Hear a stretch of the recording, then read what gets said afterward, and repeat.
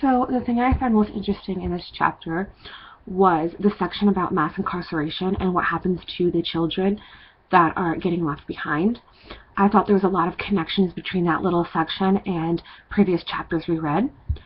So a little summary of what that section was about. In 2002, there were approximately 2 million kids with a parent in jail. So having a parent in jail is really hard on kids because in some situations they are now going from a two-parent household to a single-parent household. And being in a single-parent household is a struggle in itself, but other struggles that come along with that is poverty. There's an increasing amount of African American males being sent to prison, and a majority of their offenses are nonviolent drug-related crimes. So due to the law, some of these people are going away to jail for quite a bit of time.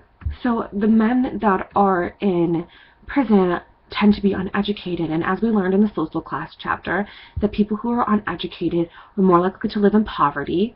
They're having kids really young, and they're not marrying. So there's 1/3 of kids living in extreme poverty happen to be African American. And a benefit of being married is having income being pooled together. In another chapter, we talked about kinship for minorities and how a lot of minorities depend on other family members to help get by. So this chapter talked about how a lot of African American grandmothers are helping raise their grandchildren, which is very helpful if they're in a single parent household. And then the grandparents, some of them are still working, so that's an extra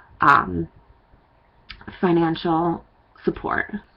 And lastly, the end of that little section about mass incarceration states that imprisonment is a life cycle. So I think it's really important that we know this and understand this, and we can help children to try to break this cycle.